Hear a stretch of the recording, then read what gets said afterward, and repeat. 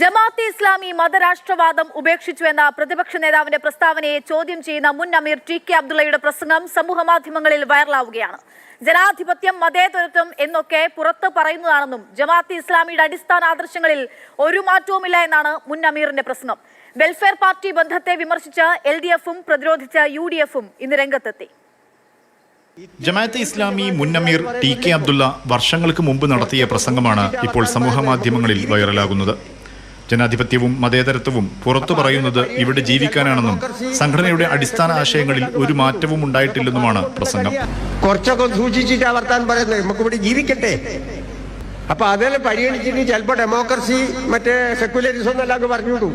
അതൊക്കെ പദം കൊണ്ടുള്ള കളിയാ. അടിസ്ഥാനപരമായോ വിശ്വാസത്തിലോ ഒരു മാറ്റവും വരുത്താൻ പാടില്ല, വ്യക്തിയില്ല. ദൈവിക നിയമങ്ങൾ നടപ്പാക്കാത്തതിനാൽ ഇന്ത്യയിൽ തിരഞ്ഞെടുപ്പിൽ പങ്കെടുക്കുകയോ സർക്കാർ ജോലി സ്വീകരിക്കുകയോ ചെയ്യരുതെന്നായിരുന്നു ജമാഅത്തെ ഇസ്ലാമിയുടെ അടിസ്ഥാന നിലപാട്. 2011 ജമാഅത്തെ ഇസ്ലാമി കാർമ്മികത്വത്തിൽ വെൽഫെയർ പാർട്ടി രൂപീകരിക്കപ്പെട്ടപ്പോൾ ഈ നിലപാടിനെ ചൊല്ലി അണികളിൽ ആശയക്കുഴപ്പമുണ്ടായി. ഇത് ഒഴിവാക്കാനായിരുന്നു മുൻ അമീറിന്റെ പ്രസംഗം.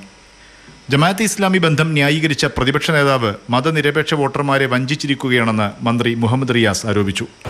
ജമാഅത്തെ ഇസ്ലാമിയെ വെള്ളപൂശിയതിൻ്റെ ഗുണഭോക്താക്കൾ ആരൊക്കെ? അത് മതവർഗീയവാദികളാണ് അതിൻ്റെ ഗുണഭോക്താക്കൾ. കേരളത്തിൽ BJPക്ക് പ്രചരണം നടത്താനുള്ള വളരെ ബോധപൂർവമായ ഒരു ആയുധം പ്രതിപക്ഷ നേതാവ് നൽകിയിരിക്കുകയാണ്. അതേസമയം വെൽഫെയർ പാർട്ടിയുമായി മുന്നണി ബന്ധം ചർച്ച ചെയ്തിട്ടില്ലെന്നും പിന്തുണ നിരുപാധികമാണെന്നും AICC general secretary KC Venugopal. വെറുതെ പറയല്ലേ, ഇതൊക്കെ ശുദ്ധ തട്ടിപ്പ്. 10 വോട്ട് പിടിക്കാനുള്ള മാർഗങ്ങൾ നോക്കൂ സർക്കാരിൻ്റെ കാര്യം പറഞ്ഞിട്ട്. അത് പറയാനില്ലാതിരിക്കുമ്പം പിന്നെ എന്തെങ്കിലുമൊക്കെ പറയണ്ടേ? നിലമ്പൂർ ഉപതെരഞ്ഞെടുപ്പിൽ വെൽഫെയർ പാർട്ടി പിന്തുണയെ ന്യായീകരിക്കാനാണ് പ്രതിപക്ഷ നേതാവ് VD സതീശൻ ജമാഅത്തെ ഇസ്ലാമി മതരാഷ്ട്രവാദം ഉപേക്ഷിച്ചുവെന്ന് നിലപാടെടുത്തത്. പഴയ നിലപാടുകളിൽ എന്ത് മാറ്റമാണ് വരുത്തിയതെന്ന് ജമാഅത്തെ ഇസ്ലാമി ഇതുവരെ വിശദീകരിച്ചിട്ടില്ല.